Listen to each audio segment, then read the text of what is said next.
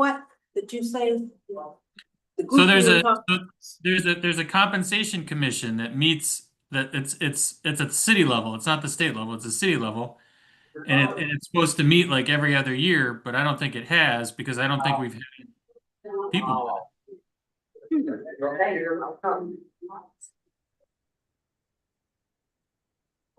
haven't come on yet.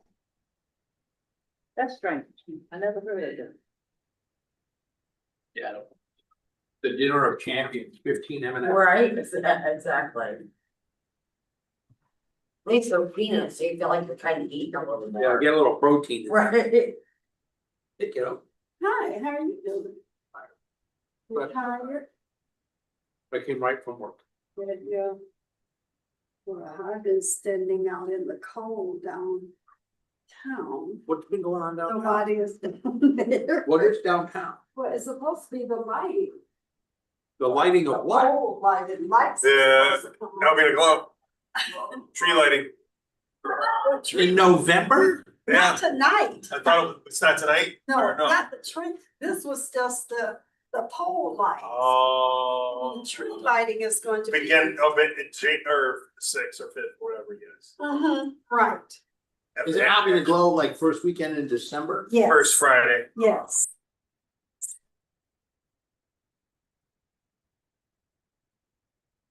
It's the local officers compensation commission. That was what I couldn't think of.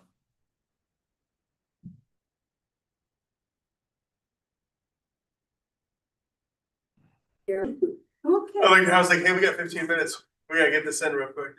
I know, Well, our mayor's coming from Jackson, so, you know. No, Mayor, she won't be here. Oh, she won't? No, remember she, That's she right. at conference. That's right. She's at conference. And I will take her spot. I just saw her today, she reminded me, I was like, oh, that's right, I forgot.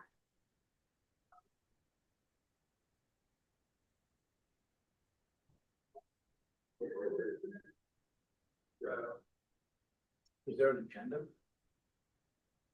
Oh, Well, it just says study session, but. I guess- Well, we still have to do the whole Oh, yeah, roll call and. right.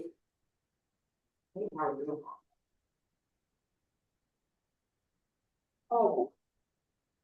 When I bought this, I thought maybe the agenda was in here, That's next but this is next week. yeah. Jill, Yeah. is there an internet that I can connect to here? I got a bunch of them that came up. Is it like MPS guest or? Oh, the Yes, agenda's yes. over there. Yeah, for the public. We don't have one there. Oh, it's 6 o'clock. Where is everybody? We don't have a quorum. That's what I was, that, Oh, there he is. All right, we got a quorum. is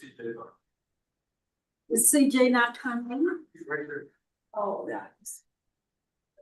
Password. We broadcast it yet? Oh, you ran.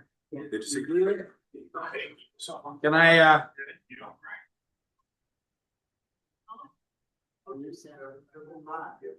come on, CJ, it's 6 o'clock. Let's get started. No cruelty. Oh, sorry. This is my encounter with a can of pumpkin. Oh. And a bad can opener. Oh. Here, 7 stitches. I got this picture if you wanna see it. Yeah. Nope, 7 stitches. Before and after. You can see my tendon and the fat tissue and all kinds of stuff. Saturday. Miss Reed, yeah, you can see these numbers, huh? I said, you can see these numbers, huh? Oh, yeah. And then the stitch shot, yeah. All right, can I call this meeting to order, please? It is 6:01. Will you stand for the Pledge of Allegiance, please? I pledge allegiance to the flag of the United States of America and to the republic for which it stands, one nation, under God, indivisible, with liberty and justice for all. Thank you. Jill, can you call the roll? Councilmember Williams, Present. Reed, Stewart, Here. Ross, Here. Davis. Here. Mayor Pro Tem Grant, Here. Mayor Snyder. All right, we have but one thing to talk about. My guess is that we will do very little talking, but I think our city leaders among the staff will be doing that talking, so we are here to discuss the fiscal year 2026 budget. I'll turn it over to interim city manager Terry and our treasurer. Yes. City council members, good evening. This is one of a few budget work sessions tonight. The city administration is bringing to you the proposed 2026 general fund budget. In other work sessions, we will talk about water, sewer. We will talk about major and local streets, some of the other accompanying funds. Tonight, our mission is to bring to you the results of the administration's preparation of the 2026 general fund. At any time, we ask that you ask us any questions. We'll go over this item by item. Just a preface to this, the city charter mandates that the city manager and its administration bring to you a balanced budget. It says we bring you a budget. We bring to you a balanced budget this year. Where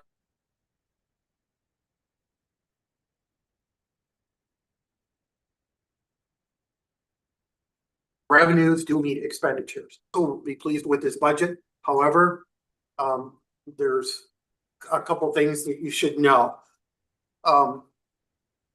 We have a very good staff with very good public works, very good public safety. They've done a careful job of reviewing their operations. And as you know, thanks to city council, the city staff have done some proactive things over the last couple of years where we've replaced equipment, where we've increased operations and tried to increase services to our citizens. Because of that, this budget is prepared to try to deliver services in the same manner, but not with the aggressiveness that we've seen in the last couple of years. So at this time, I guess I'd like to turn it over to our finance director, David, and we're happy to answer any questions along the way. So David. Awesome, thank you so much. So this is a little bit different report than what I usually show. I made it a lot bigger so it's easier to read. Thank you. But I want to introduce the columns and what they mean, all right? And we'll get started. The first column to the left is just a little bit of history. That's 2024 activity, all right? And then the second column is the approved budget for 2025. And the third column is the activity through 10/31 of 25 through 10 months. And the 2025 is the projected numbers at the end of 2025. And then a new tool that I was able to find and put into the report, the sixth, 1, 2, 3, 4, 5, 6, or the fifth column is the difference between what we are projecting to be at the end of the year compared to the original budget. So it's a nice little tool to quickly understand what the differences are between where we think we're going to be at 2025 and where we started out at. And then, of course, the requested, which is the second to the last column, that's our budget that we're requesting for next year. And then the last column is also a nice little tool. It shows the difference between where we end up in 2025, which will be our amended budget once it's adopted, and what we're requesting. What are the differences from last year's ending numbers to what we're requesting this year? And that's also a nice little tool. So I guess we can get started. For what I like to do is kind of show where we started and where we ended up at in 2025. I won't go through each line item, but I want to look at what the total budget was and where we ended up. And if there's differences, I want to kind of, you can look at the third to last column, it'll show the differences, all right? So when we look at this, we budget, and this is all general revenues, the first page. And of course, this is, you know, as we go through this, some of the bigger ones are our current taxes. That's from our property taxes. That's up on top. And then we also have income taxes that we collect. That's about, that's account 438. And then some of the other bigger ones are our state grants. That was for a project. I'll get into that. And then local community stabilization money. That's one of the bigger ones. That is account 573. You can kind of look at the larger numbers. And going down on account 574, that's our state shared revenues for sales and use tax. And then we also have what's called administrative charges, and that's where we take the general funds wages and we charge the other funds for our time. That's a way of charging administrative fees that are shown in other funds to spread out the wages for all of our departments that help other funds and departments throughout the city. And that's something that's needed to help the general fund out because the general fund carries a lot of wages. We have a lot of different departments there. And then the last one is any transfers in that we get for the year. And I've got those listed out. So when you look at the overall, and when you look at this report, anything in blue is a footnote that I put in there to kind of explain that account number that falls above it. So when we look at the overall total that I budgeted for was $6,260,000 roughly. And we ended up with 7,000. This is 2 columns over. Our projected number at the end of the year was 7,252,000. So what is the difference? The main difference is the transfer in from the ABA Maple Grove. There was some additional money as investments came due to close that fund out. Now, most of that money got transferred in 2024. But that was some money left over to close that fund out that we transferred to the general fund. And that's part of the 1,160,000 on account 699 right towards the bottom. And then the other one, the other amount that makes that up is the money that we transferred from the Albion Trust that we're going to use to take care of the 2 sewer projects on Burr Oak and Berrien Street. So later on, you'll see a transfer out to the sewer fund to help cover the cost of those 2 projects, which are supposed to be done by the end of the year. So when you take the 7,252,000, and you subtract the transfers in, we're just about where we thought we were going to be.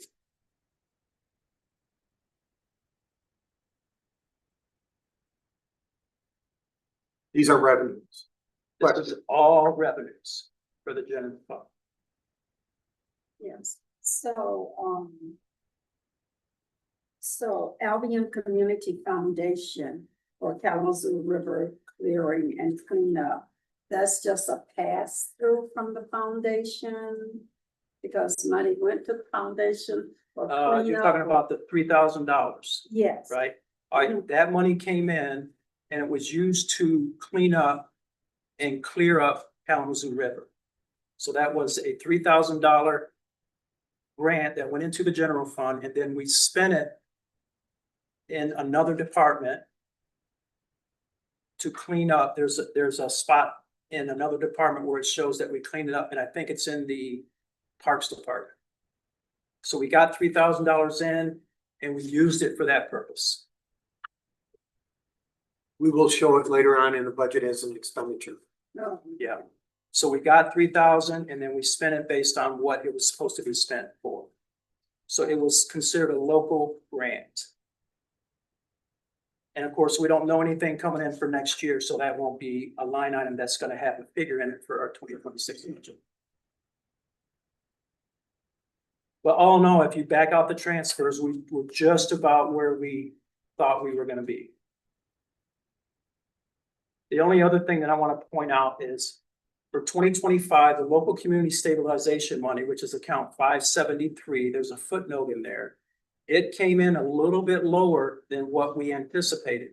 And that was just something that happened throughout the state municipalities. I'm hoping next year it will get back to its normal level. And that's something we have no control over. That comes from the state. But I did put a footnote in there. I think it was 66% of the previous year. So we're hoping next year that that'll get back to the normal level. And then the other thing I want to point out, if you look at account 540, that was all due to that project was for the dam study. And that's completed in 2025. Of course, when I do the budget last year, I budget for what I think is coming in. There was $150,000 of that grant that ended up showing in 2024. So that's why it's not what I budgeted for 2025. It just happened to show up in the final month. And of course, we do budgets before the end of the year. So that's just something that fell into a different year. And that's why that's showing $150,000 lower. And again, that is account 540. And then I want to point out one other thing, our income tax. I want to talk about that a little bit. So about halfway through the year, we promoted and put an extra staff member in our income tax department. And they have been doing an excellent job. We're able to go after some of the individuals or businesses that are not complying with our income tax for our city. And they have picked up some additional money. You can see just for 6 months, they picked up an extra $100,000 compared to last year. And they're making great strides going forward. And we think that next year we're going to be at a $2 million figure compared to what I budgeted for last year was 1.7 million. And that is really a conservative figure because they're able to go after the businesses that do work inside the city that are not complying with our state income tax and other individuals or businesses inside the city that are not complying. So we have extra staff in that department that's really going to work to come up with extra revenue. David, you said state income tax. Did you mean state income tax? Yeah, City yeah, income tax? city. Okay. Yeah, city are 0.5% or 1%, depending on if you work or live inside the city. Thank Yeah, you for thank you. clarification. Yeah, thank you. That is city tax. So all in all, it really isn't too bad based on what we thought we were gonna get. And of course, that's all revenue. All right. So when we flip to the next department, this is the council. And if you look at the second column, that's what I budgeted for. 60,000. And we came in just a little bit over 62,000. And most of that is the insurance. Insurance keeps rising, not only health insurance, but liability insurance. So really the only thing that I would like to discuss there going forward is we didn't have much money for conferences this year. So going forward, I've got $1,500. We can talk about that later, but the 2025 activity looks really good based on what was budgeted. So there's not much really to that, but we can talk about conferences going forward later on. So I mentioned this before the meeting started, I'll mention it again. Knowing what we get paid as council members, that number is more than what is been in our budget. So I'm curious to know where that other revenue comes from. Well, I budgeted for Connie really does the payroll for me. She budgeted for 17,820, Right. and the projected number is 17,820. Right, but I think we all make about $3,000 a year. And if you do the math, and the mayor makes 5. Sometimes there is payroll that falls at the end of the year that you have to set up as prepaid. So there's some accounting there. If you have 6 members at 3,000, but I can check with Connie. I don't do the payroll, Yeah. but I can make a note of it. And the next session, I can answer that question for you. Okay, Thanks.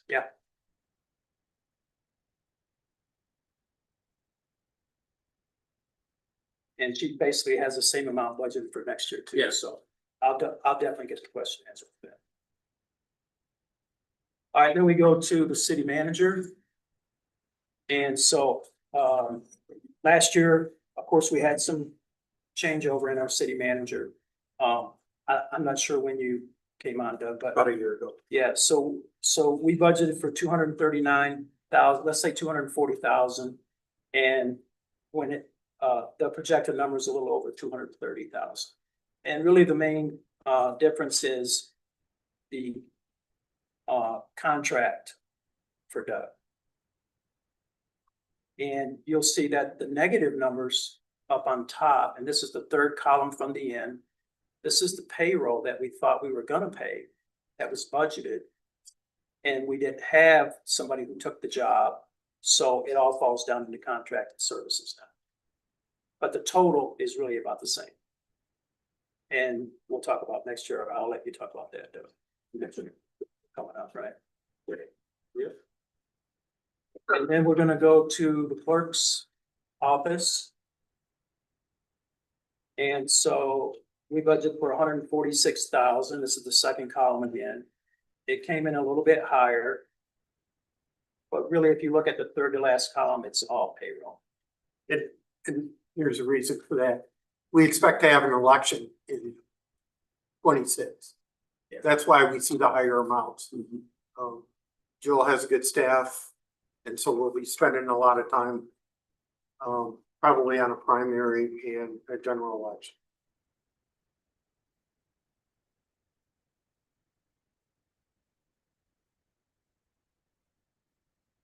All right, moving on.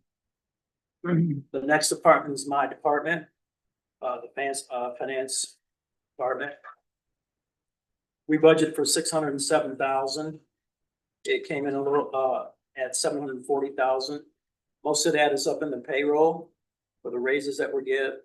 Also, if you look down at 802, that's what we pay our auditor to do the audit, the annual audit. That $6,900 number is because we had to have 2 single audits done because we had so much federal grant money. And when you have federal grant money, you have to do what's called single audits. They're extra audits. It's usually shown in the back of the audit report. Normally, you don't have single audits if you don't have over $750,000 of federal grant money in a year. But when you have over $750,000, each project that's over that has to have a single audit. And because of all the work that we're doing, especially in the water and the sewer and the different number of grants for different reasons, then there was 2 single audits that had to be completed this year. And then the other number for 6,000, a little bit lower. Now that we're getting aggressive with our income tax collection, we increased our service fees to serve certain people to get them into our office to either collect the tax or set up a payment plan for. So these are court costs, serving costs, but to hire a third party to go out to serve people. But everything else is pretty much in line, just a little bit higher for the payroll. Then we're gonna go to the next, which is our assessing. Of course, our assessing is done by a third party. And their contract goes up 5% every year. So I budgeted for a little under 60,000, and they came in just about what I budgeted for. And it will be similar for next year, so nothing really different there. And I think they've done an excellent job. Yeah, They really do. I'm really Dan's good. pleased with their professionalism. All right, moving on. This is our municipal building. This is the city hall building. And we budgeted for a little under 150,000, 148,645. It came in at 331,000. And if you look at the numbers to the right of it, a little bit of it was payroll up on top, but the main thing was the improvements that we had to do to the building, there's a footnote on that. There's three main projects that we did for 2025. We improved the roof. 2 sections of it, we put on steel roof. We put in new windows. And of course, we had that elevator that we had to take care of. We haven't paid that yet, have we? That's completely paid. But they haven't finished. It Anything, will be. yeah, everything is paid. So it's important, and we need to know this. Yesterday we had a meeting with the Albion Building Authority. And of course, they have sufficient funds. They've never really gotten involved in a lot of our buildings. Some buildings they have, other buildings they haven't. And yesterday they really stepped up to the plate after we had explained what we had encountered with the elevator, which is right now just under 140,000. They, on their own initiative, decided to help the city out. So it will be recorded in 26 as a revenue where they have helped, will transfer the repair of the elevator total back into general fund to help us out. Sweet. It was a godsend on their part, and we appreciate all their efforts. So, We still don't have a timeline, do we? I'm talking, what? We don't have a timeline for getting it fixed or inspected or whatever. I think- There's a pool, a betting pool, and some Excellent. people are saying Thanksgiving, others are saying the end of the year. I'm not involved in that, and I don't want to. It's over or under. Is Valentine's Day available? I I was gonna say, said Thanksgiving.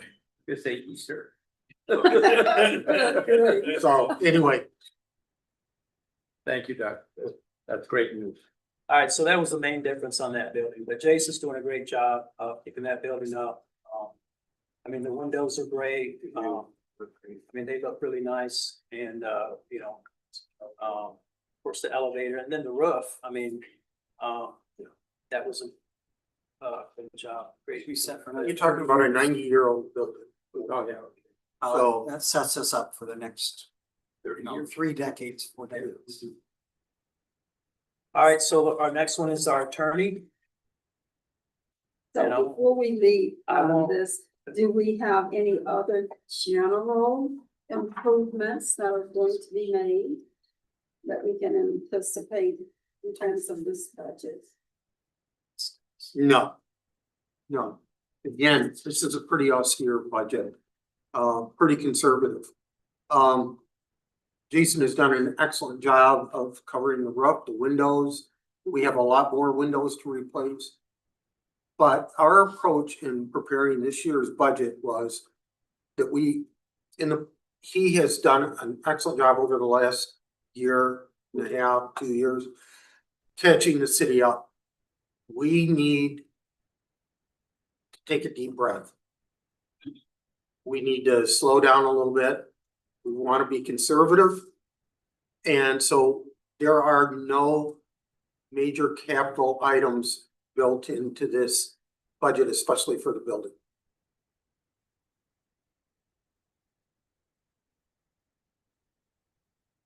All right, moving forward here. Let's start attorney, and this is pretty straightforward. So based on Colin's contract. And the other fees are when he has to, witness fees, postage, publishing certain things for the work that he's still doing there. I budgeted for $122,000, we budgeted for $122,000, it's a little under 130. This also includes any other attorney fees that we incur that are not Colin's. And that could be for various things that we do. Human resources. Yeah. It'd be, yeah, so it would include Greg Schultz, our labor attorney, and then we've had a small amount of billing from Barnes and Thornburg this year. They're our environmental counsel. But that's really not too much more than what we anticipated. All right, moving on. This is our human resources. And so, in 2025, a little over 54,000 was budgeted. We came in at a little under 40,000. And most of it is up in the payroll area.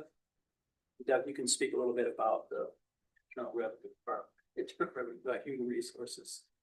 So as you know, Lindsay Rourke has been our HR director for the last year. She's done an excellent job. She has many other duties that she performs, but I know that council at one point was thinking about dedicating HR alone. Here's the thing, between Greg Schultz, Colin, and Lindsay, we have received excellent services from those three, especially Lindsay. We're very pleased with her performance. The unions are pleased, and so we're planning, the administration strongly recommending that we stay on course with Lindsay. Who's Greg Schultz? Greg Schultz is our human resources attorney. He's out of Detroit. We use him on our contracts for negotiations, anything related to human resources. He handles basically all of our labor matters. All right, moving on. Code enforcement. This is all done by, it's done by, yeah. So, but we budget for about 57,000.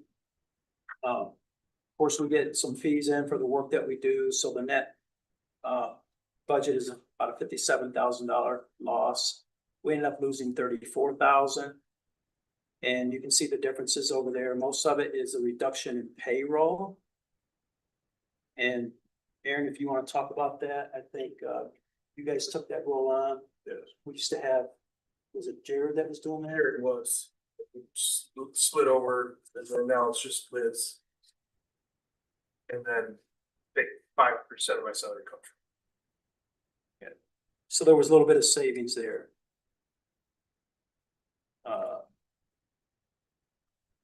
I want to address that for a minute. Liz was the administrative support in the planning and zoning department. Ian had left, and we had seen a lot of blight and code enforcement issues. We sat down with the union, negotiated a new job description for Liz.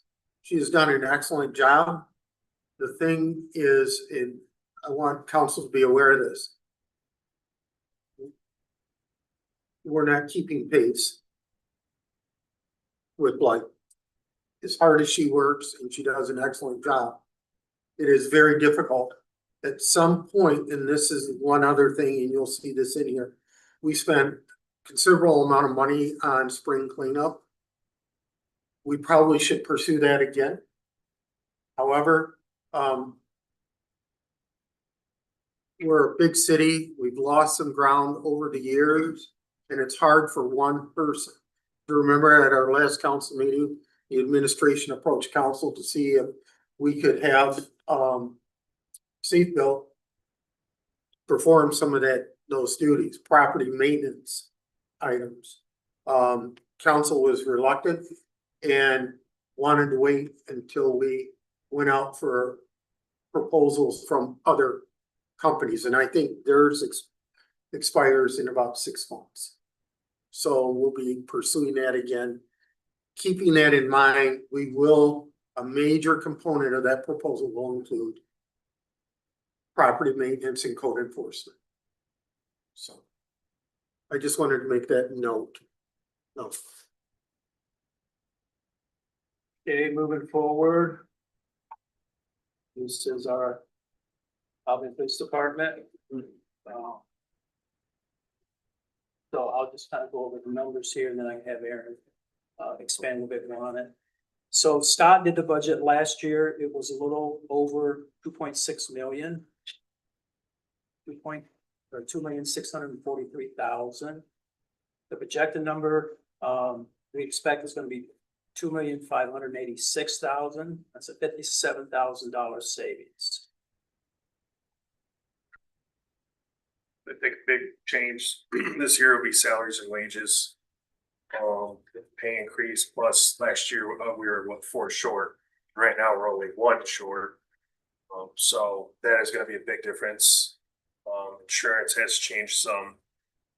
And I think if you look at, like, so tools and equipment, we had requested, or what was approved, and then the activity was about 12 over. So that was me learning this, and so we have tools, a line for tools and equipment, and we have a line for equipment.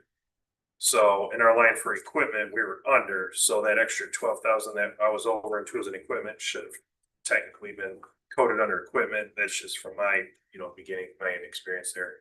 For anything else, I think. What is Vehicle. the difference? What is the? I know, difference? I was trying to learn that Oh, myself. okay. I think a lot of the tools though, we use that because we outfitted a new fire truck.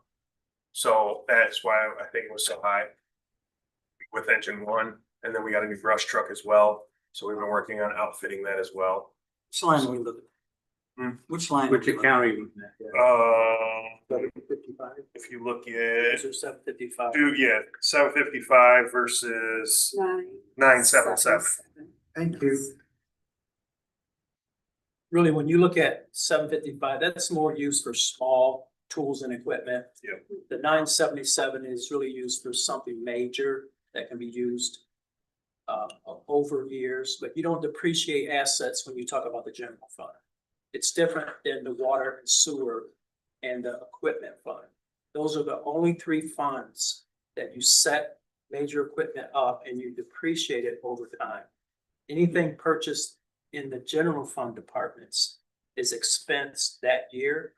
We show it in the audit, but we don't show depreciation over time. That's just fund accounting. That's governmental accounting. It's different than for-profit accounting, like when you guys run your businesses. The water and sewer fund are for-profit funds. They have to make money to survive. And so we treat them like for-profit funds, even though they're governmental funds. That's just part of fund accounting. It's a little different than regular accounting. So.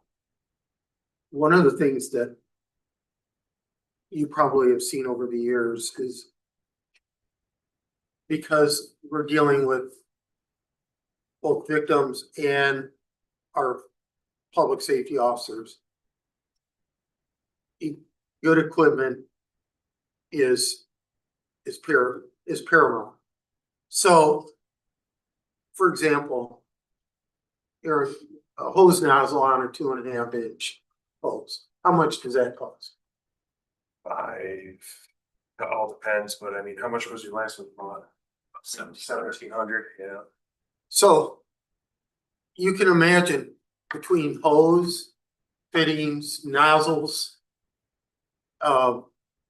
It is unbelievable what things cost in the public safety arena. Scott Pet, what they call self-contained breathing apparatus. Yep. What are those run? We got a grant, thankfully, so we have all new ones. Fire equipment by itself, head to toe, is 4,000 for just the pants and jackets. So I want to make that known because this is a public meeting. And I think that our public needs to know that when it comes to especially public safety equipment to protect the public and our officers or our public safety officers is critical. So. And another thing you'll see, the training was really high, the approval compared to what we spent. And I think Scott was doing that in anticipation of us having to sponsor officers because we were down 4. But thankfully, we had 2 come through that were already certified. So we didn't have to sponsor them. So that was a huge savings. So we only had to end up sponsoring 1.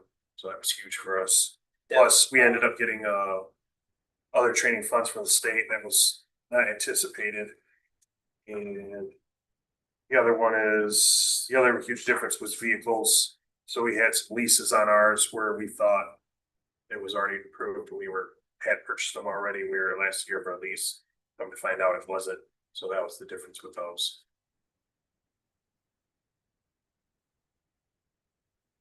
I think the main thing is gonna be just salaries and wages. And our overtime was also significantly lower because of the amount of people we were able to hire this year. That cut down overtime tremendously.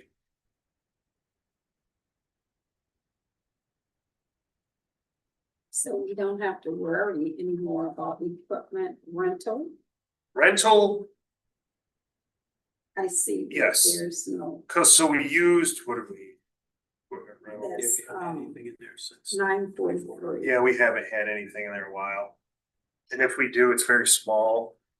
It's the only thing I can think of off the top of my head that we rent is the ice machine for National Night Out. That's. But I bet it doesn't cost one more. Yeah, it's, so we really don't rent, Got a really bad deal. yeah, we don't really rent any huge equipment, any equipment at all. So we have our own street sweeper now, that do facts, things that you might rent out because there's snow. But on our end, in our department, there's nothing we're gonna rent. It's true, sorry. It would just be for a special event, like a snow cone machine or a bounce house, like we do with National Night Out, that would be it. 941, the building room. What building are they with? The fire. Fire department. So the barn is owned by the building authority. And they charge rent. And that is almost a kind of a depreciation. That money goes back in for the eventual replacement and repair of the current building. Sure. So is the building authority responsible then for the maintenance of that building?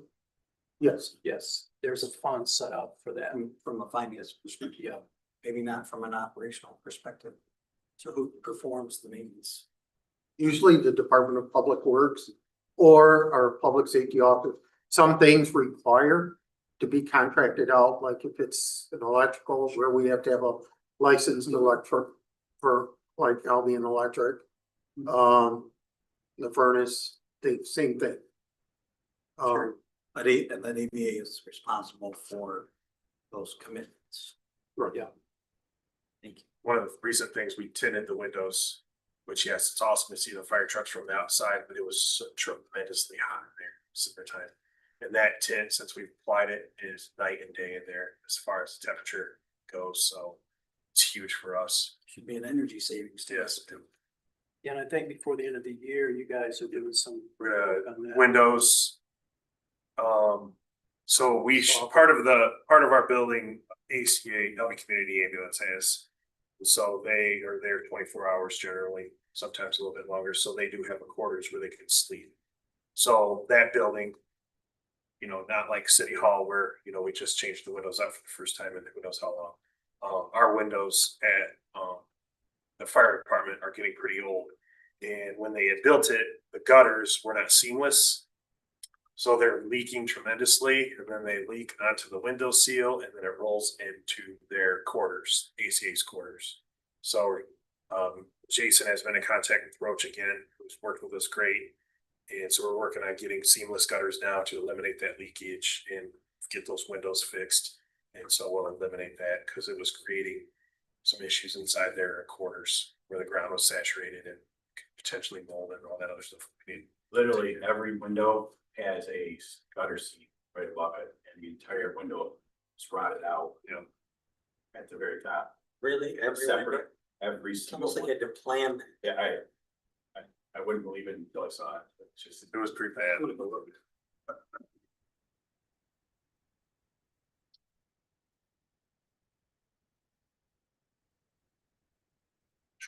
Anything else? Payouts was a little higher, that was just because I left. So my Gap Bank was paid out, because I no longer utilize it. So that was higher than anticipated.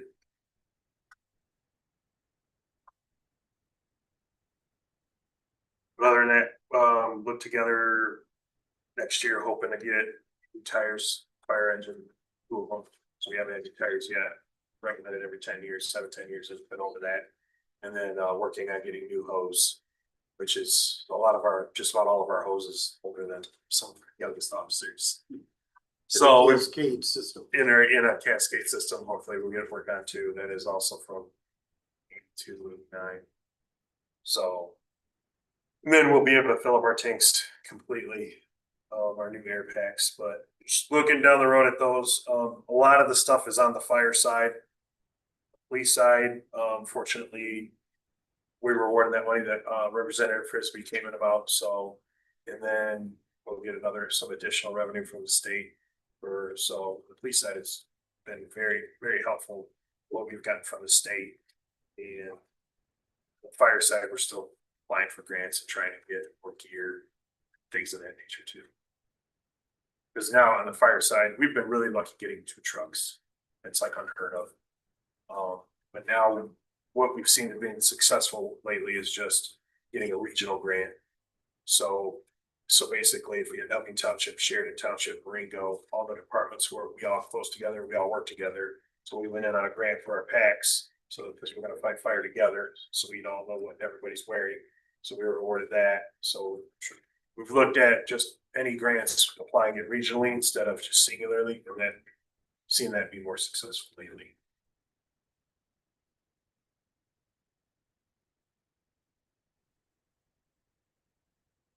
Any other questions for public safety? Vehicle maintenance has also been a huge cut with, we're taking our vehicles out to, Department of Public Works, DPW, for oil changes. Brakes, which has saved us huge, because right now, going anywhere, I mean, we've seen as high as $150 an hour for labor somewhere. It's just, I mean, it adds up quickly. So huge benefit for us being able to take our vehicles out there to get oil changes and brakes done. Wait, where are you going? Our DPW with Kelly, they recently hired some of them mechanic out there, so done a lot of their work. So that's been huge for us, saving money.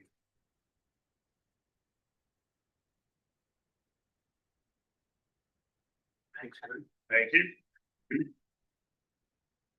Okay, moving on, Department 441, city maintenance. The budget last year was for little over 75,000. It came in higher by roughly 50,000. A lot of it was due to payroll up on top there, and also maybe just a little bit more equipment rental for extra work being done. This is mainly around parking lots, the city buildings. I mean, Jason, you can kind of expand on that, but I think just a little bit more activity, taking care of things maybe than in the past. So if you go to line item 943, there's a $10,000 increase. 23,000 up here. Oh yeah, sorry. That was Festival of the Forks is a lot of that. Well, we have traffic control devices, that's one. So, no, not all of that, like the message boards that you saw, a lot of arrow boards, the big type 3 barricades. That cost us about 8,000 by the time we got done with everything, just in traffic control. The other part for equipment rental would be every time we have to rent a lift, we don't have a lift. So that blue one that you all saw me downtown this week, with the guys putting the lights on the Christmas tree and whatnot, the college owns that. So we have to, they're gracious enough to let us borrow it. But that clock is ticking with that. That's an older unit and they've had some serious issues with it this year alone. So if we have to rent a lift, it's a lot of the equipment rentals in there. Just different machines that we don't have, we'll rent from Alta or from Jackson or from McAllister's, which is Caterpillar. We also have an internal where we charge our equipment fund, which buys the equipment. When it gets used, it follows the payroll. So employees working in a certain part of the city, depending on where, it doesn't matter. The equipment fund receives a rental, an hourly rental rate. The equipment fund, each individual piece of equipment, like a dump truck, that value per hour is determined by an MDOT schedule. So we adopt that schedule, and whenever we're working, wherever that payroll goes, that piece of equipment gets charged. Yeah. And the equipment fund is the beneficiary of that.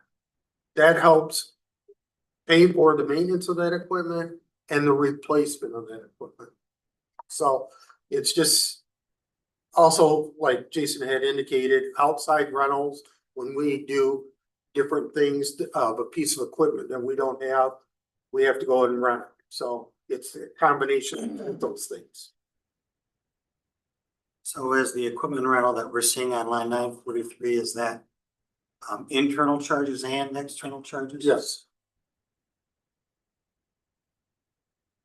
So some of that we'll see as an income on the, rental, in Right. the equipment department. yes, and you'll see that in all the funds. Whether it be water, sewer, major or local streets. You will see for each function, there is an equipment rental payout. So there's all that. And then when we look at the equipment fund, you'll see one revenue line item, charges for services, basically. And that's how we operate. That's one of the revenue streams that we operate the equipment pool and the building out. And the building what? And the building that is used, the street department building. And that will go when we do the equipment fund budget. Any other questions on that maintenance department, city maintenance? Tree trimming. I'll just quickly go over the numbers and then Jason can expand a little bit further. So we budgeted 70,000. It came in almost twice that. And the main figure is the trees that we had to take down to 59,000.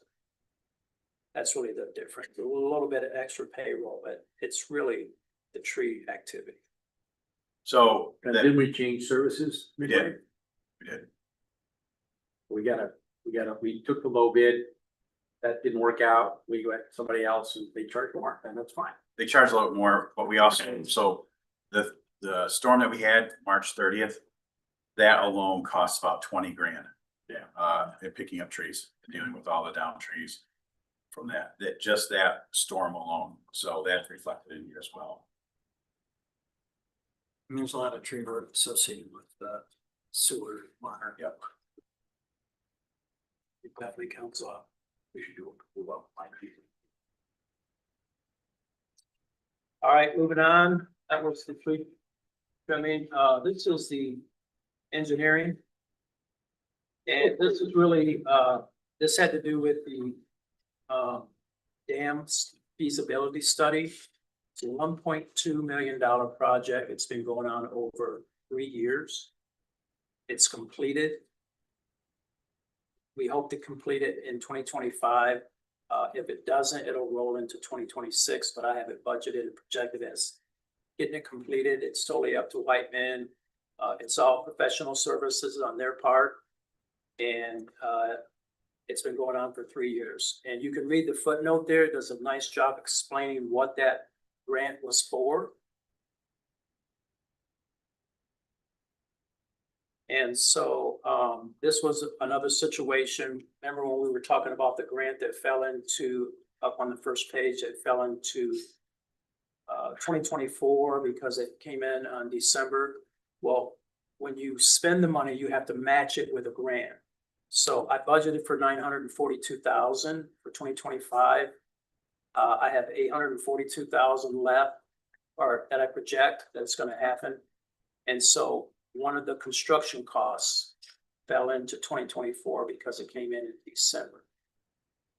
But in 2026, and we'll talk about that, the only other, there's some general engineering that Whiteman charges for every year, and it's roughly about 20,000. That's why you don't see any big numbers in 2026, because we're hoping that project, that study will be done by the end of 25. If it's not, then some of it will fall into 2026. But the total amount of the grant and the project will eventually be 1.2 million.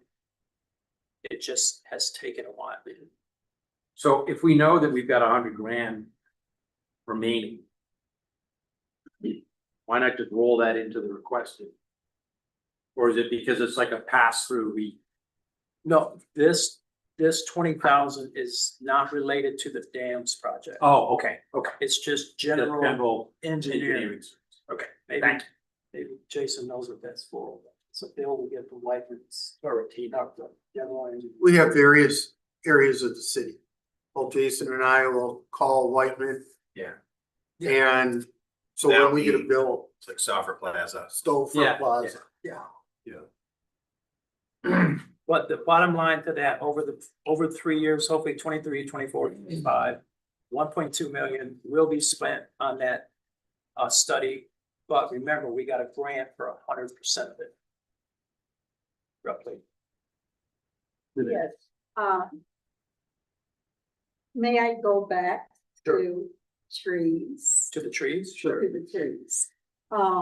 I was just looking at the tree, I see that there, what is requested, 107, 930.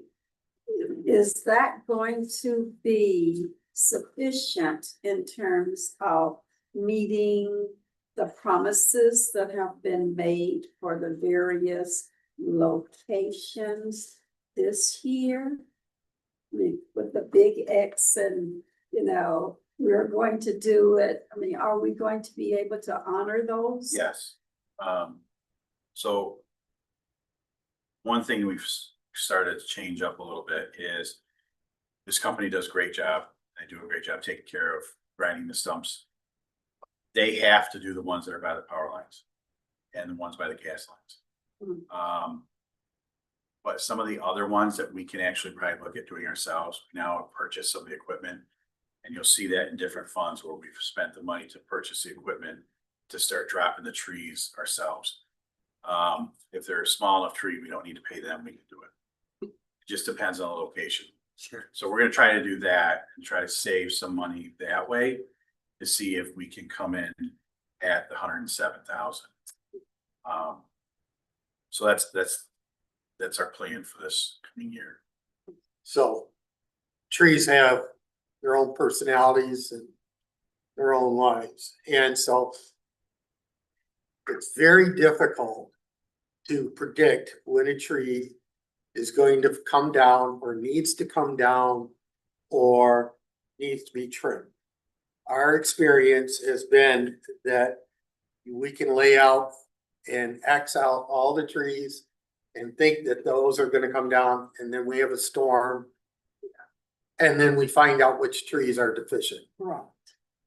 It's almost a monthly watch. And we could spend double what we have budgeted on tree. The problem is that you only have so much time in a season, this is Michigan, for trimming and only so much money. So Jason does a good job of trying to be proactive. But I'm just letting you know from experience. We're an older community with old trees. And they decide when to drop their limbs and when they tip over. Right now, since the last council meeting, I said 6 to 8 weeks behind. Company's about 3 to 4 now. So they've been catching up. And they've finished up most of the sewer projects. I still have a couple more I'm burying to finish and everything, but so that's kind of where we're at right now. Just, feel obligated, that we make promises, well, it's going to be, in a few weeks, it's going to be a few more weeks. So that's. Been there, done that. Yeah. Okay, past engineering, moving on to Street lights. This is based on the bills, this is based on the bills that come in. No, this is the electricity, street light.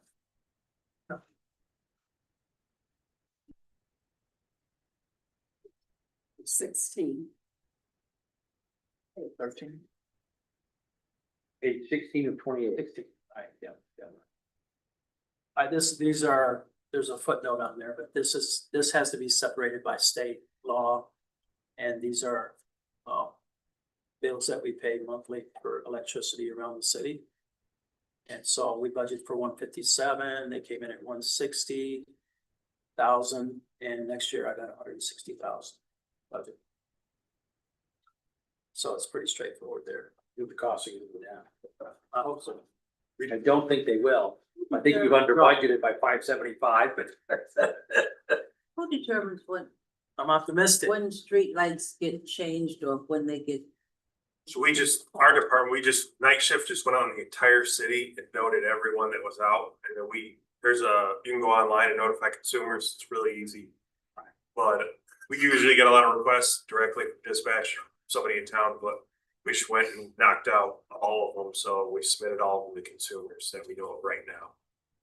So And a lot of them are the older lights, so they'll switch them out to LEDs.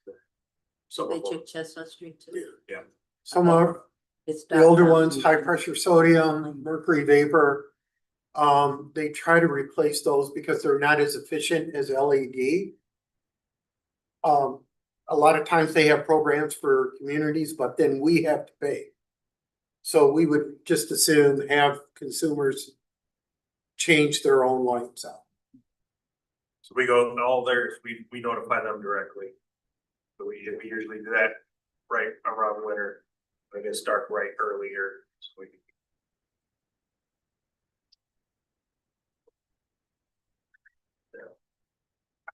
All right, now we're at the EPA landfill.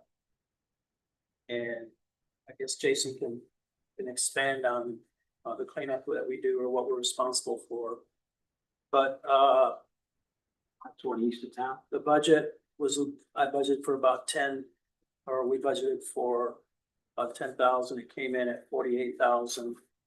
And Jason, I guess Jason can talk about that. So the costs have gone up, next year, it's gonna be about 65,000. What they're estimating, because they have to test for different chemicals now, along with, Eagle, this is EPA and Eagle's requirements. They're actually gonna be out there next week doing some of the testing for the rest of this year. But they told us there's gonna be a substantial increase just due to the amount of testing they have to do and monitoring that we had paid to have done. Probably started adding PFAS. They used to just probably do metals testing, and now they're testing for defects and things. Yep. Moving on. All right, this is our cemetery. And the total there is on the second page, because it's so long, I couldn't get everything in front of the page. So we budgeted for 321,000, it came in at 395,000. I think we all know that extra work was done at the cemetery. A little bit on the payroll were some of the differences, some additional tools, equipment supplies, contracted services. Jason can go into that. The electricity went up a little bit. I think it's because of the cemetery building. And then we also did, if you look at the footnote, on account 976, we redid the cemetery building. We improved it. We spent roughly a little over 40,000. And so that was a $23,000 increase just to that line item. And then we also bought a tractor out there. Jason, if he wants to explain or go into the cemetery a little bit. So a good chunk of this was the running of the water lines from Superior Street or M99. We bored under the cemetery itself and came up and ran a 2-inch water line up to the office and then ran a separate water line under the ground up to the repair garage. Before it was running off a well that was in really bad shape. And then we have to cap that well off per Eagle's requirements. We also installed a fire hydrant because that was never on the south side of the bridge at all. So that's where some of that came in. And then other things were just upgrading the HVAC system that was out there. It's in pretty poor shape. And then some of the electrical upgrades as well.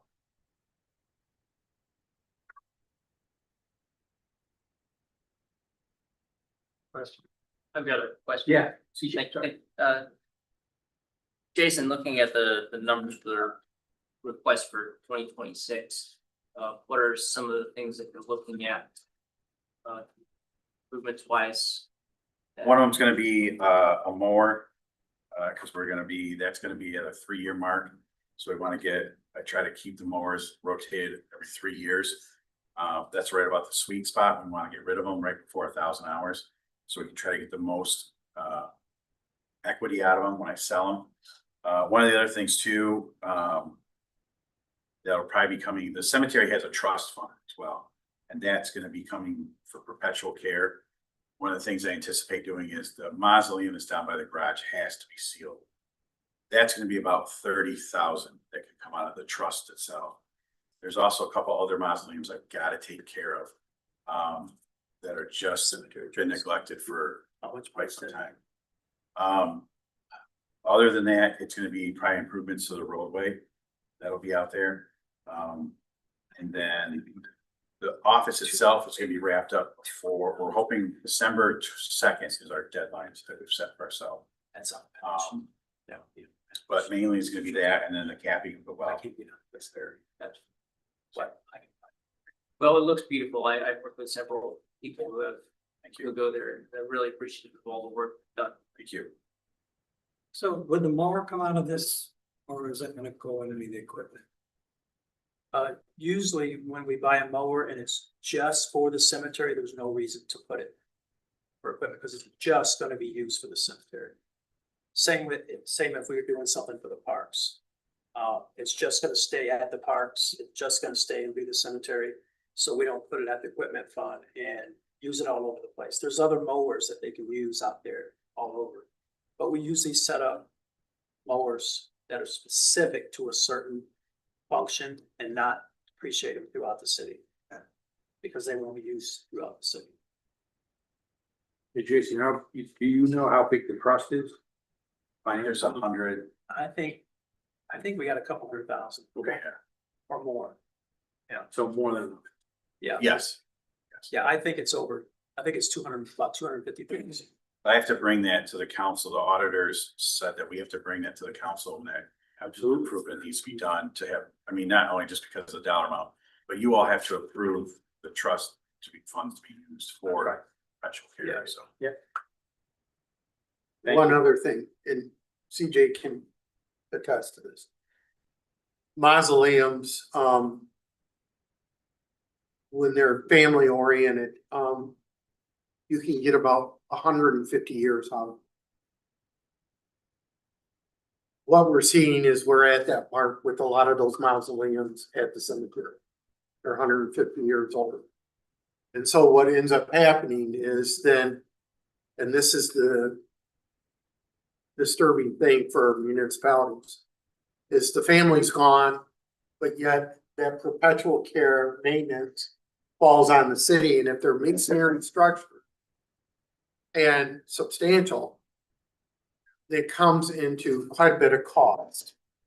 So it is, again, one thing that we have to think about is that even if we were to have a budget, we're only going to get 150 years of maintenance, or 150 maintenance, I don't want to say maintenance free, but you will only get about 150 years of life out of the improvement that we make right now. And the one thing we're faced with is a lot of neglect. They're really in bad shape. That should have been taken care of years and years ago. And they're masonry structures, so they're gonna be costs. So.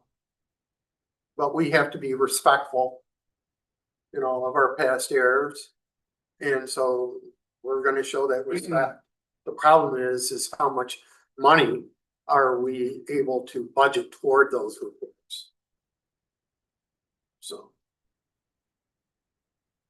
And we'll go over that cemetery trust. That'll be a fun that we'll eventually get to before we do the budget, or as we move through the budget. So. All right, good. Moving on. This is our planning and zoning. This is our safe bill. And Elizabeth, So we budgeted for roughly $160,000, 320 in revenues, 480 in expenditures, so a loss was anticipated of 160,000. We came in a loss at 70,000, which is good. And most of it was on that third to last column. You see a lot of negatives up there for wages and benefits associated with the wages. And then a little increase in the amount of activity for Safe Built.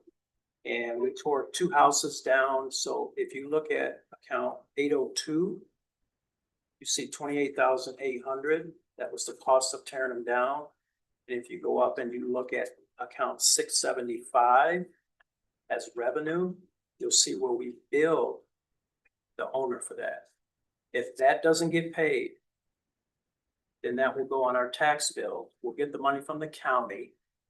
And it's not ultimately taken care of, then we'll have to get the money back to the county. But we will get it for 3 years. That's just like a delinquent utility bill or abatement. It's really considered like an abatement. But for our purposes here, it's basically a wash. What we spent, we billed out, now we're waiting for payment. We don't get it from the customer or the client, then we're gonna get it, or the citizen, then we're gonna get it from the county. And then we hope that eventually we can keep it, but it takes 3 years. So we don't control that. Yeah. DJ, go ahead. Thank you, Mayor Pro Tem. So, David, so after 3 years, if it doesn't get paid back to the county, then what the city receives from the county has to go back to the county, right? What we receive, when we receive it, we can hang on to it for 3 years. And if the property doesn't get taken care of the right way, then we have to give the money back to the county. When you say the property doesn't get taken care of the right way, what is that? I think it's, I'm not. Maybe Doug, when we tear a house down, the owner is responsible for paying the bill. If it doesn't, usually we can get insurance money eventually. We wait 120 days. If that doesn't get taken care of, we can collect that insurance money. But the county is gonna ask for that back eventually if the property is not taken care of. Maybe Sure. Doug, Well, I don't want to get necessarily too far into the weeds with it. I know we've got a lot to get through, but I guess my real question is, how often do we find ourselves having to give our money back to the county? Are there? Well, it's an ongoing process. Some years are gonna be more than others. As you know, some of these homes, once they're torn down, then the property sits vacant. And the family or the owners have no desire. So then, again, the property sits vacant and then it becomes eligible for either us or most of the time, it goes to the land bank. Then the land bank is responsible for the maintenance of the property going forward. Somebody doesn't pay taxes for 3 years, generally goes to the land bank. They take possession and they decide if they want to resell it, or they'll tear it down, whatever's best. Sometimes they'll go with us and say, hey, I'm 50. Just fire escrow is another thing where we've had a lot of houses, unfortunately, that don't have insurance. But the ones that do, we do give a fire escrow, and that can range anywhere from just 7,000, which isn't gonna cover it, but all the way up to 24. But the city doesn't take ownership first and put them on, put them up for auction on courthouse steps, or? Nope.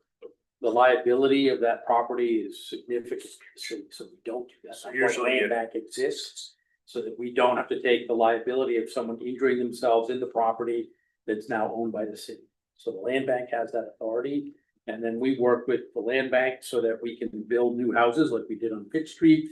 And we buy it after the land bank has had it, when we have a project for it. Understood. Thank you very much So for it the protects clarification. us. It protects Thank you. us, yeah. David, I noticed that Fund 540 state grant, we approved on council of a $97,000 grant, but obviously it didn't come in. Well, that is an error in last year's budget. I don't know how those numbers got in there. It was something that I missed. Okay. But if you look all the way down on the initial budget, down on account 970, Yeah, okay. those two are a wash. those just showed up somehow, Okay. and I didn't. Okay. I didn't recognize it when I finalized the budget, but it's basically a wash. Any more questions on that? All right, this is our parks. Department 751. And so we budgeted 373,000 roughly, and it came in at 552,000. I think we all know that we did quite a bit to the parks that maybe wasn't budgeted. You can see that some of it was in the payroll. A little bit there for tools and equipment, materials, and uniforms. 18,000 for professional services or contracted services. Building and grounds was a little bit higher than what was anticipated. So we got here electricity. Came in a little bit higher. The park. Water park. And then the equipment rental, I think that's a lot higher because of the activity that took place in the parks. Land improvements. And then also a couple tractors that we purchased. That in the budget for. But I think as Jason has explained a couple times in previous meetings, there had been a lot of extra stuff that we did to the parks this year. And so that kind of follows the saying that Doug said earlier. We've been trying to do as much as we could do for the last couple of years, but we're trying to go into 2026 with a philosophy of we're going to try to take a breather, a timeout, and get through our 2 sewer projects and our water projects, and kind of hold our breath for a little bit for 2026. We did a lot of development in our parks this year. Our focus will be maintaining those parks. Okay, moving on. May I ask a procedural question? And I see under parks, and it seems like personnel kind of issues. So when staff is working in the park, their salary and all of this is a portion of their salary that comes from the park budget. Yeah, part of the salary is allocated to the parks Okay, based on the time that they spend at the park. okay. Yeah, I'm not sure if there's full-time. Same thing with the equipment. With the equipment, when they're using Seen- that equipment, the part of their salary comes out of the It's just, equipment no, budget. well, no, when they use a mower, that mower gets charged to the parks. Same thing with their salaries. It's just an accounting, and you have to remember, we're dealing with general fund here. Right. So it's one fund, but we have different functions within that fund. So when we're spending time in McCullough Park or something, and we're mowing, Right. the hourly wage and that equipment gets charged to the park, but it's all general fund. So we have 2 full-time employees that are part of the Parks Department. And then we have a personnel that's what we call as a floater position. He goes between parks and cemetery. And so that's where we have 2 full-time people in cemetery. We have 2 full-time people in parks. Then we have a 5th person that goes in between the 2 when they need help.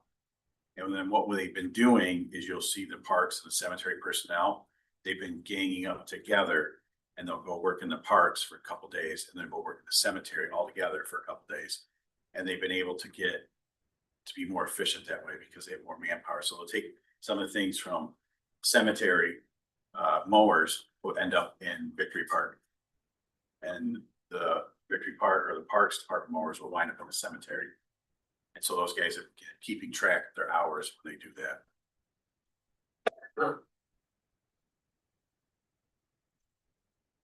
Okay, thank you. All right, moving on. This is our Albion River Trail, bike trail department. And really the only activity here is the, we anticipate getting a grant for 400,000 to redo the Albion River Trail Phase 2 or Phase 3 project. This has been delayed. I know Jason will probably go into that. I budgeted for that activity in 2025. It's on hold, so not much happened in 2025 for that. It's now been moved to 2026. The only other thing I want to point out is we did receive a transfer in which the council approved from the city parks millage to help with that project, so our match wouldn't be so much out of the general fund. That was something that was sent to the state. When you do something like that, we have a form that we have to fill out or and send to the state every year to show what we're doing with the parks millage money that we get. That was done in anticipation of helping with that project. But it's been delayed. I think there's a reason for that. Well, this is to connect McIntosh with McAuliffe and then go down from McAuliffe down to Holland, the Riverwalk Trail. It's been delayed because on Albion Street, the side where Harvard was, is they found more contamination. They were doing the remediation last time. And so they think that there's contamination about halfway into the road now or underneath the road. And so we can't disturb any of the sidewalk or anything. And until we put the fence back further, buy a whole new fence and then along Albion Street and then figure out how to cap it off. So we could have a larger sidewalk to that area. So it basically has come to a screeching halt because the land bank owns Harvard's property. And when you found all that with Eagle and the EPA, it kind of put the brakes on the rest of the Riverwalk Trail. There was a hesitation of excavating contaminated site. And it's kind of a shame because it's just a trail, I mean, a paved trail. But everybody is so paranoid over the level of contamination that they don't really want to do any excavation to put a new trail in. And so we're kind of at a standstill with that. So the sidewalk on the south side was put in 3 years ago, 4 years ago. South side of what? Of Austin. Austin. Yes. And so you're trying to connect north It'll go with that trail. Yes, it'll go from Holland Park on the west side of Albion Street. Yeah. All the way up to Austin Avenue. And just as you get over the train tracks is the zone they want to stay out of. Who's they? The land bank, EPA, Eagle. So they're trying to figure out what we can and can't do. It's So kind this of- is, so I was thinking that you were talking about sidewalk on the McIntosh Park side. But you're not, you're talking about. Yes. Collin Park. No, look, there's gonna be going from McIntosh. Right, but you could do McIntosh, right? Yes. That's fine. That's fine. It's the the holdup stuff that's is south, Albion it's the Street. south of it, south of Austin is where it's. Correct. Yep, that's the holdup. Thank you, I was. Sorry. All those Irish Park. Maybe they're Scottish. Not a hurt. Good. Moving forward, the next one is just a small apartments for food trucks, which I need to. We have a food truck? That's just a permit. Oh, Just Oh, the permit. permit for somebody. You're not anticipating more? It's just like one or two permits a year, basically. did we sell the army kitchen? That Scotty got? We did sell it. To whom? Not a local food truck. The next one is Holland Park. Not much activity there except for some supplies. These were basically trash cans that we put all over the place there. So that's the only difference there. And then, the last, section 931 is just a transfer that comes from the solid waste fund to help cover the cost of garbage and trash disposal. That's been going on for a long time. And then,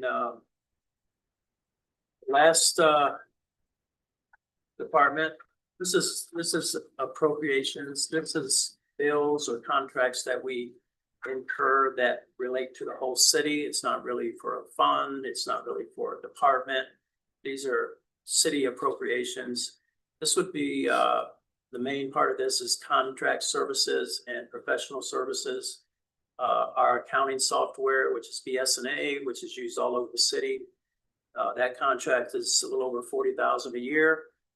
We have a 10,000 a year contract to individual who writes grants for us. We also have a BCR contract that handles our IT.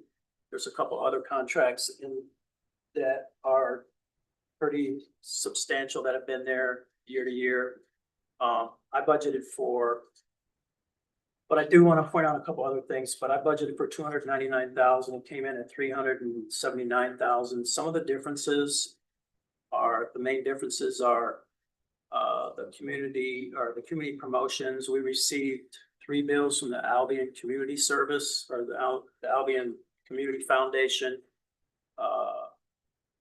I showed them to the city manager. These were bills that were not sent to us for 23, 24, 25. We had to catch those up. And then, of course, for next year, only got the one. And then community, or the other one is account 935. This is personal property liability insurance deductible expense. We had a couple, we had a few liability insurance claims that we had to pay. So this is our deductible for those payouts. And then we also had a limited liability claim, self-insured. I think Jill knows, sent me the invoice on that. That was 50,000. That was for a lawsuit that had gone on for years. And at the time it was, it started, we had our own self-insurance. We weren't insured the way we were now. And maybe Colin can talk a little bit more about that. That was a $50,000 bill that wasn't budgeted for. And then also, what else? And then we had new equipment for the conference room, chairs and table. And of course, that's used by everybody. That's on the second floor. It's not where we meet up there, but it's the mayor's conference room. We redid the furniture, the table and everything. So that's there as well. Wow. Table came from Community Foundation. What's that? This is a second floor.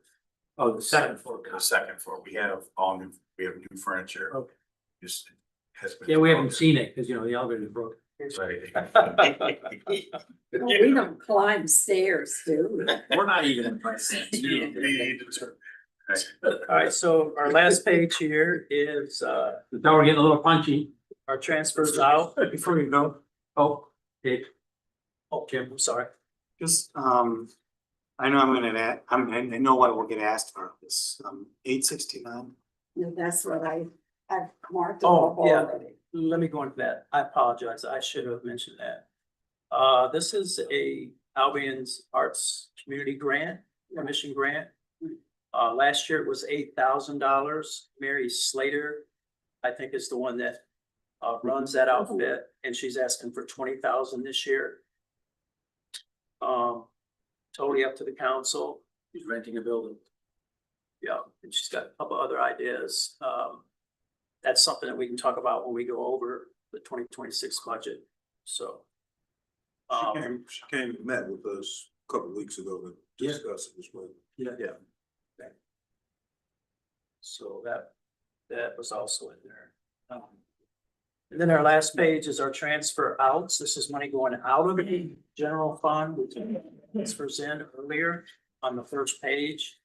And this is what we have committed the general fund for 2025. $100,000 will go to the equipment fund to help with the deficit elimination plan that I presented a month or two ago.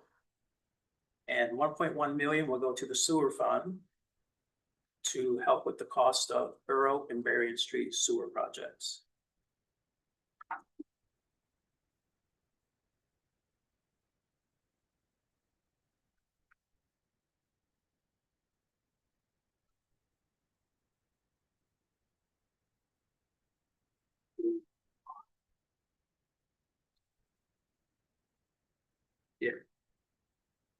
So that's really our 2025 projected compared to our budget. And now, we can start talking about what we're requesting for 2026. And, but now you kind of have an idea of how the general fund is put together, all the departments, what they're used for and so forth. May I ask this one question? In terms of clarification regarding 869. The request, of course, is 20, and the request amount changed is 12. Is there a recommendation of what does that really mean? That means that last year she requested $8,000. Right. This year she's requesting $20,000. Right. So she's asking for $12,000 more. Right. Now, I'm sure she explained that to you when she She showed did. up, right? And so this is just an identification of what she requested versus what, okay. Yeah, So it doesn't say what she is recommended to receive in 2026. It'd be the whole thing. she will She's receive asking for 20,000 asking if for you that. guys approve. That's up to us to, But a determination, if we approve it, it means 20. it will be 20. Okay. Right. So this is a budget workshop where we just explain that. What will end up happening, there will be a formal public hearing on the final adoption of the budget sometime in December. Correct. Okay. And, you will, at that point, once council adopts the budget, then if these are the amounts that you agree to, that's what the administration for the next 12 months will adhere to. I understand. All right, so now we're back at the first page. And we're really gonna concentrate on just the last three columns, basically the last two columns, but we will compare it to where we think we're going to end up in 2025 compared to what we're asking for 2026. So the second to last column is our budget figures. That's our budget for 2026. And the other column, the last column, is the differences compared to our projected numbers, which will be our amended 2025 budget. Why do we do a projection? Because we have to amend our budget so we're not over budget. So we project where we're at, we amend to that, and then we will probably do one more amended budget right before the auditor presents his audit, because he may make some entries. All right, and we don't want to be over budget. So we may amend the 2025 amended budget again, depending on if there's differences from what I projected. And remember, my projection is done through 10 months, and I project where I think we will be, but I don't know what is going to openly happen in 2 months. I go on history. I take the first 10 months, and on a lot of these things, I average them out because it's the same thing every month. But I project where I think we're gonna be, but I'm not God. I can't figure out where we're gonna be. But I have to do a projection to amend the budget. Then when the year's over, the auditor takes our ending numbers, audits them, then he may make adjustments. And then once those numbers are adjusted, then we have our final audited numbers. And once we get those, we want to amend our budget again. So when we do our audit report, we're not over budget. Does that make sense? So it looks like what you're asking us to approve is a budget that's $259,000 more than what we approved last year. Well, when you say 259,000, So I go down to the bottom and I go total general department, second last column, 2026 requested, $6,001,160. are you on the last page? I'm on page First 1 of page. 28. First page. All right, so these are the revenues. Right.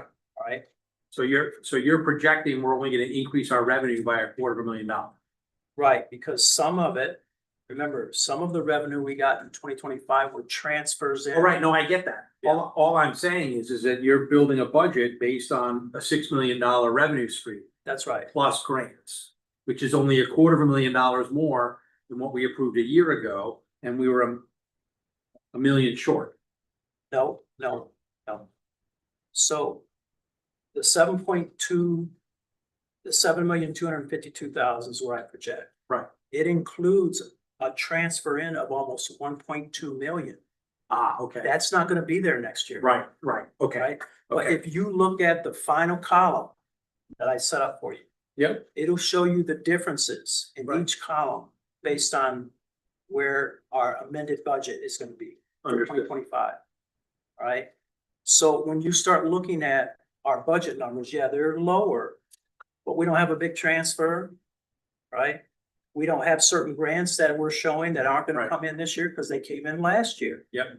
Right? And so hopefully that kind of explains it. Yeah, yeah. Because when you look down at that final number, 1.25 million lower, a lot of that has to do with grants that won't come in. Right. And the transfer in that won't come in. Right.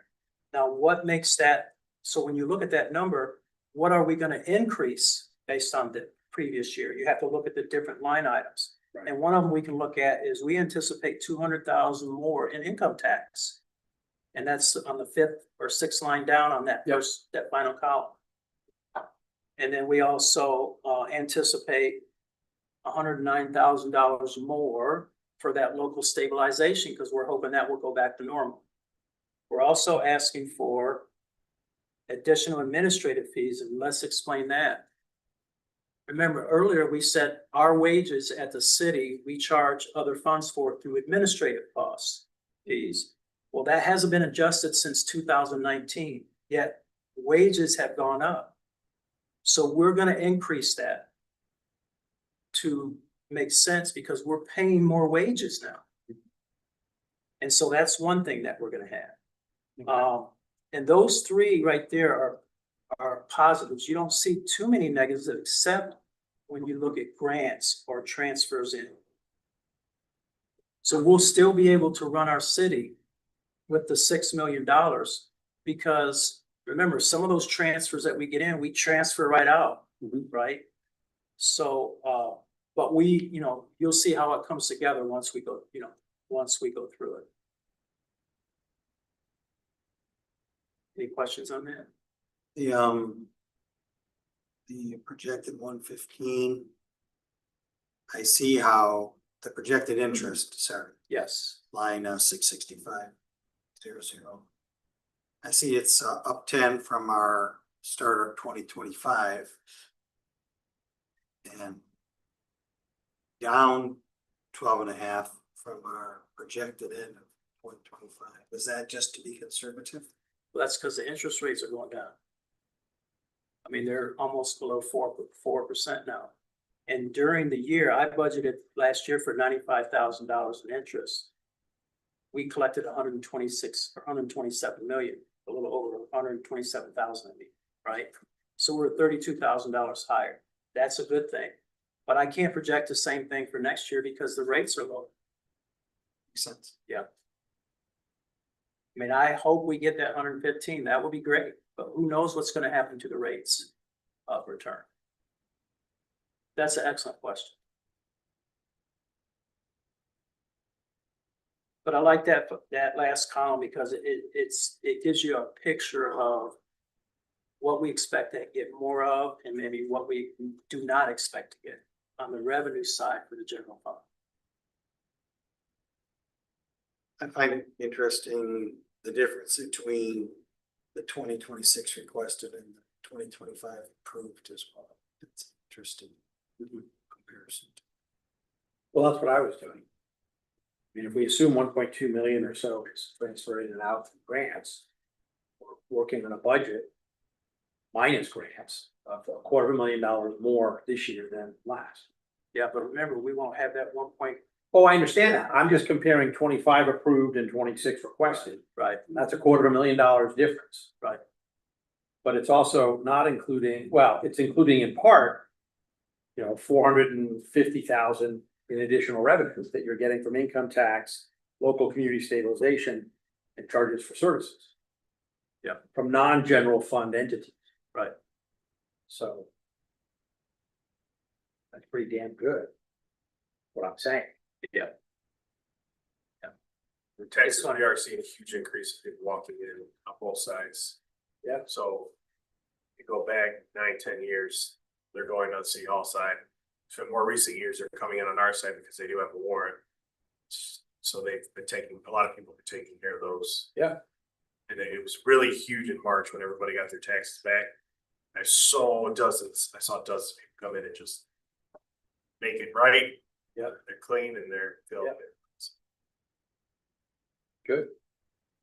Any questions on that? Yeah, I just see something I'm trying to understand. Property tax chargeback. Yes. What is that? Property tax chargebacks are, it's really kind of hard to explain, but it's land bank related. We get the money up front. The land bank doesn't fall through, and then they ask for the money back. It's usually not a lot of money compared to what we collect. But the county does charge us back money that they give us when we settle our taxes. Now, remember how the taxes work. We have summer tax that come out on 7/1. That's a summer bill. And we have winter tax that comes out on 12/1. If those are ultimately not paid by February 28th of the next year, then whatever's not paid, we send over to the county and they give us the money. That's called selling up with the county. Everything except personal property taxes. Those we have to collect ourselves. They won't give us uncollected personal property taxes. But the real taxes and the abatements and the utility bills that are delinquent, we get 100% of that. But there's times when they ask for that back eventually, just like the house that we were talking about earlier that we demolished. But we will get 100% of everything except personal property taxes eventually. And that's how it works. But once in a while, we will get charged back. And that's why you see that negative number there.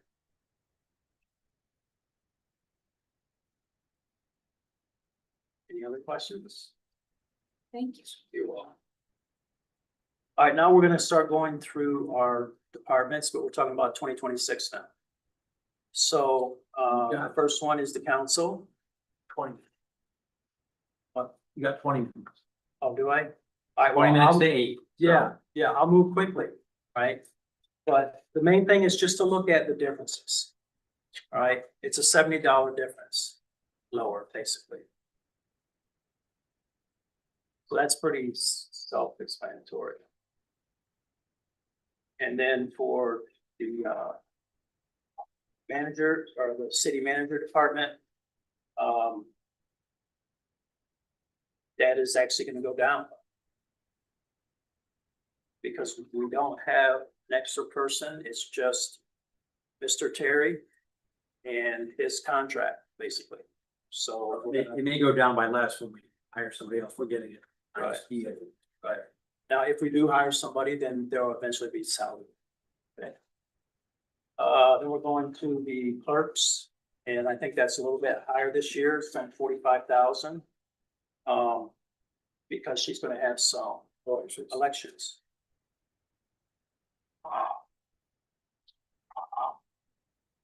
right, so there's that, and then this is the finance office. That's gonna go up about 41,000, and that's mainly due to salaries, basically. and, health insurance. But it's really locked into the salary there. Assessing is pretty similar to what it has been. So that's really not a big deal. 265 is the maintenance for the building. That's actually gonna go down. Because why? We're not gonna do all those improvements. So we're gonna say 223,000 there. Moving on, going to the attorney, that's pretty solid. That'll be an extra 3,000 compared to the previous year. It's all based on Paul's contract. Moving on, going to the human resources, that's roughly the same as it was before. We're going to spend an extra $9,000. That's due to payroll. And we're moving on, code enforcement, it's really the same as the year before. We're gonna spend an extra $1,145 compared to the previous year. Then we're moving on to the police department, and that's gonna be a savings of 82,000. Again, we're making cuts to balance the budget and take a breather for next year. As you look through this. Now we're rolling into city maintenance, and that is going to be a savings of 45,000. David, I have a question about, sorry, back to public safety. We're at, Public safety. okay,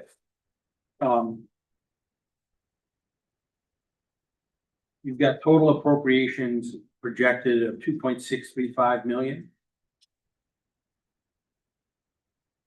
2 point, oh, yeah. For this is 25. For For 25. Yeah. And you're requesting 2.819. Yep. So that's adding 184. You've added, So what's the negative 82 below it? All right, that is the savings, or excuse me, that's the difference, but up on top, when you look, because they do have revenue that comes in, correct page. Oh, it's the prior page. Okay, got Yeah. it. Thank you. they anticipate an Yeah. extra 103,000 in revenue because he's getting a grant. Okay. So there's that, the city maintenance, I think we're on 441 now. That is gonna save us 45,000 because, we're cutting back just a little bit on that. Then we're at the tree trimming, that's gonna save us 27,000 because I lowered the tree trimming total for the year compared to the previous year. This year was a lot of money, Mine's gonna get rolled. but it could end up being more. It just depends, just like Doug was saying. He's not gonna get to mine. It'll be rolled over next year. Engineering, that's just gonna be our normal engineering. We're not gonna have that big study. So that's a huge savings. That's a good thing. Electricity, that's pretty standard. And then we have our transfers in. Let me point out one thing here. This is something that we were able to do that we decided, and we want you guys to make sure that you understand that. Because we're spending so much next year for that EPA landfill, we thought that we should get some help from the solid waste fund, because it relates to solid waste. Why should the general fund take that on? So we're gonna make a transfer from the solid waste, which has plenty of money, and send it to the general fund. So I definitely wanted to point that out. We'll talk about that more when we talk about solid waste. Yep. And then we're at the cemetery. We'll go to that last page. And the cemetery is basically the same thing. We're gonna spend an extra $3,000. We are gonna make some cuts, but the payroll is a little bit higher. But we tried to make it just what we spent the year before. But there is gonna be a little higher payroll. Then when we are next, we're in our planning and zoning. And that we're going to save 43,000 because again, we don't have a full-time person in there. So that's gonna be a savings.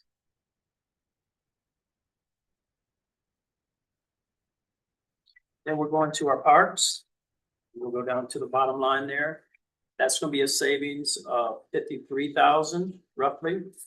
We spent 527, we're gonna budget for 473 because we're not gonna do as much as we've done the previous year in the parks. We're taking a breather. Well, some of it's been caught up. Maintenance, we're gonna have more of a plan. That's right. But we did a lot of catch up this year. Yeah, and it's a lot of We it. talked about that. So we would expect that to level off. Right? Because Some you of it. spend money to catch up. A lot of it's special events too, that we have, that some of the personnel costs get charged for special events. Which we'll have again. Uh, Which we'll have again this year, right? Special events, after you talked Oh, about, yeah. Festival of Forks and Albion Glow. Well, we made a lot of physical improvements, like the pickleball court. We did some sidewalks, we did some parking lot improvements, did some, trail improvements, creations. So a lot of that we put in this year was brand new. So the focus this year is to maintain what we have. All right, I got a question about that. Stouffer Plaza. Does that fall under, where's that fall? That will be in our capital improvements. Capital, project, yeah. And we'll go over that eventually. Yes. All right, so we're moving on. Now we're at, the Albion River Bike Trail. That again is related to that grant to expand the river trail phase 3. And if it happens, it'll happen in 2026. So it's just moving it from 2025 to 2026. The other one is just the track. And then there's nothing really planned for Holland Park transportation like this. All right, and then our transfers in, the only thing that are that normal transfer for Department 9431, it's really the same thing as previous years, so there's no change there. And then we're looking at our appropriations, and we're looking to save $63,000. Why? We're not gonna have that $50,000 self-insured liability. And this we cut a few other things out that happened the previous year, and we won't have the personal property liability deductible expense. You don't know what's gonna happen there unless we get a claim. Pressure on it. So. And then our last one is our transfers out. And the only thing I have budgeted is the 100,000 to continue with the deficit elimination plan for the equipment fund. So let's circle that 0 at the end there. That's a balanced budget. We're gonna spend as much as we take in. That's what we're shooting for.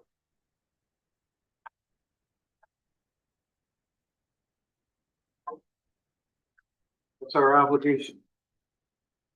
Provide this council with a balanced budget.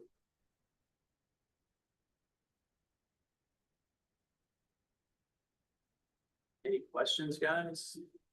Great job. Yeah, thank you. Thank you. It is a great job.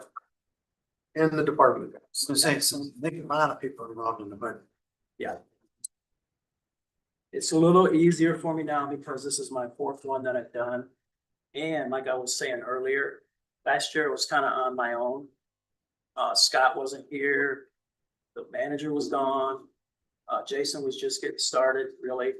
And this year, Jason, Aaron, the manager, and my staff, we all worked together.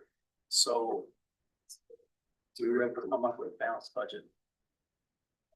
Right, time for public comment. Any public comment from the one non-staff public member? The manager report. That one? No. Very good. Mayor and council comments. Any comments from our staff or our council members? Job well done. like to say thank you. Can you give us a timeline, next meeting on the 19th, what's left to do? For that meeting? I think we're gonna try to do some on the 17th, which is the normal council. It's meeting. Monday. Oh, okay, so we're gonna add stuff to the, I haven't seen the packet there. So I will bring, we still have numerous funds to go over, our street funds, our capital improvement fund, our water and sewer, our equipment fund. Yeah. We have other funds, that I'm meeting with the EDC next Thursday. We have a brand new person there. We'll develop those funds. We got the DDA that approved their fund, the ABA approved their fund. So they're, over the 3 study sessions, I hope to get everything in, get all the questions answered, go on vacation, come back and approve everything. Or if we can approve it before we leave, I think we have a meeting on the 1st, if my calculations right. So you're hoping to get the budget approved by the 2nd December meeting or the 1st? The first one. Thanks. So that's less than First 3 one, weeks you from the have to have 19th. Public hearing, When is it? the first one, you have to have a public hearing, Okay, so, then you have to have a 2-week okay, or 10-day or whatever. so is And there a okay, so meeting, we'll- is there a Second, meeting yeah. from December 1st through the 3rd? So we have a meeting the first Monday of December, and then the next one is the 3rd Monday of Yeah. December. What day is the first meeting? First Monday, December 1st? I can be here for that, cause I leave on the 3rd. And I'll come back on the 17th or 18th, depending on the plane ride. Okay, Mike. So we potentially could approve it on the 15th? Yeah, 15th is the 3rd meeting, yeah. So with the hearing on. We have to unless we wanna have special meetings, which is, Right. let's not go there, please. Yeah. During the Christmas holidays. Yeah, right. Unless the elevator's fixed and then, you know. So if we can Not- wrap I won't everything be up here. at the first meeting or the December 1st meeting? The December 1st meeting will be the public hearing, Yeah. So if we. but can you'll be wrap- gone for that. Yeah, no, I'll be here. I'll be here the December 1st. So if we wrap everything up in 3 study sessions, this is our first one. We can have the public meeting on the 1st of December, then you guys can approve it when I'm on the beach. Okay. Ronald, you read the resolution first, They'll send pictures. big resolutions before you go, I have to do the resolutions? that's the budget. All we need to do is take last year's Change and the just number. replicate it. Not about the plan.